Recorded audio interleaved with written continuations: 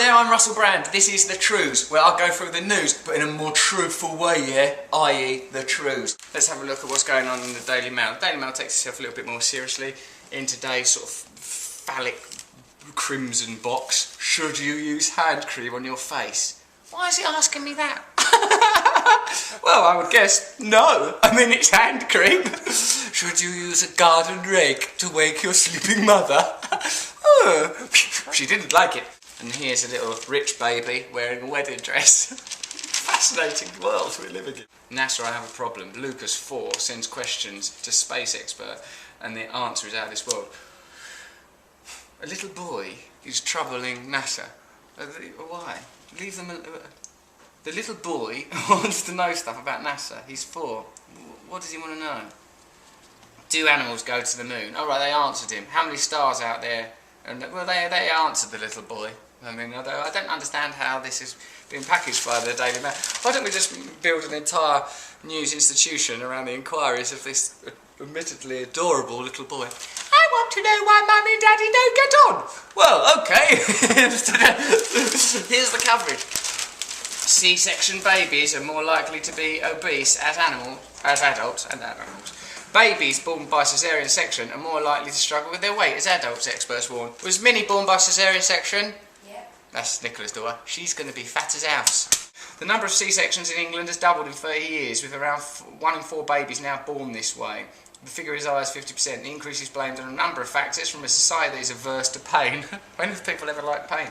To older mothers enduring difficult births. Women who are too posh to push, that's just they like that little bit of language, I knew that would come up eventually. Or request the surgery for non-medical reasons.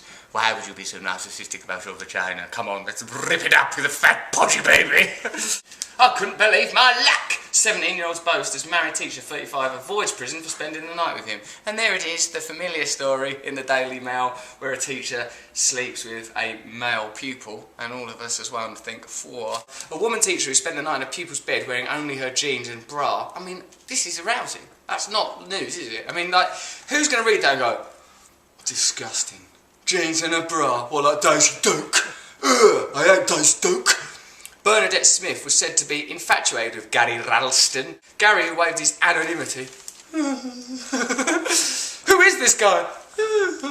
It's Gary Ralston! Placing the mother free under supervision order yesterday, Sheriff Willie Robertson. It's funny when a sheriff crops up, isn't it, in the news? Sort of, like when I think of Sheriff Willie Robertson, you've got a long handlebar moustache, he's wearing a cowboy hat, and he's oddly presiding over English law. Gary said, we got ready for bed. I felt nervous. I got into bed with my boxers on. She took off her top but kept her bra and jeans on and slid in. It'd be nice if the paper was just more honest, if it just said, here is a sexually arousing piece of information.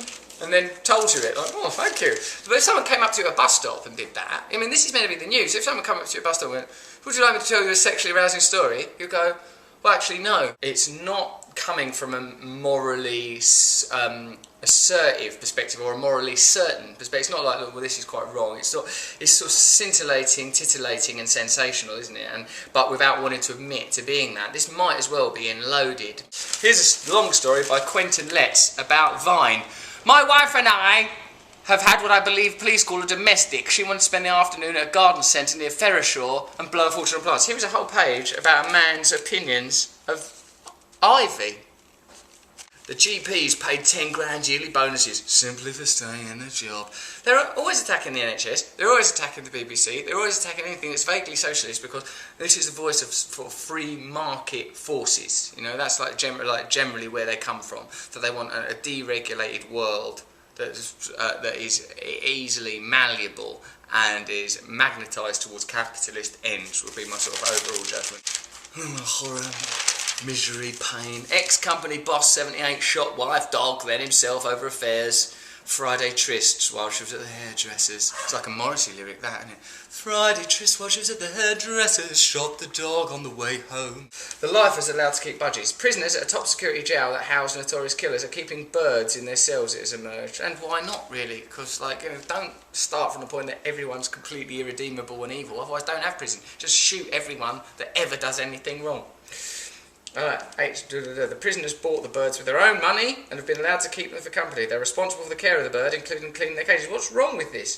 Frankland has housed notorious criminals such as Sale Murderer and Huntley. And you let him have a budgie? Oh, what he done? I suppose it isn't this to generate, it's like the intention of that is to generate letters that make you go, I think it's disgusting that a prisoner like Ian Huntley should be allowed to keep a budgie. I'd love a budgie, and I ain't even murdered anybody, so why am I sat there without a budgie? Get a budgie if you want one. Get a budgie. Perhaps also get a society that deals with people compassionately and looks at all of the information, that doesn't remove every single nuance till all that's left is a dark sabre of hatred and judgment. Would you take on your best friend's children if she died? What? I said, would you take on your best friend's children if she died? Well, is she... Janet, is she... Why have we got to live in this psychological space? Do smartphones ruin your looks? The answer is yes. Be frightened of your smartphone. Don't get rid of it, but fear it. I mean, God help us all. Really, the only thing you can look at is football. At least because that you know for yourself. You understand there's 11 players on each team. There's a Champions League match. Chelsea have drawn with Galatasaray away. Alright, good. I know what all that means. I have to look a bit deeper at it to start thinking, like, oh, Chelsea, are they funded it in a dubious way? Where did Roman Abramovich get all of that money? Is it wrong that certain football teams have loads of money? Is it wrong the way that football teams increasingly alienate their core fan base, and that's the people that have supported football teams all these years can't afford to go to matches? You have to get a bit deeper into it before you see the true horror that even football is polluted by the cruel capitalism that governs our world. That is the Trews.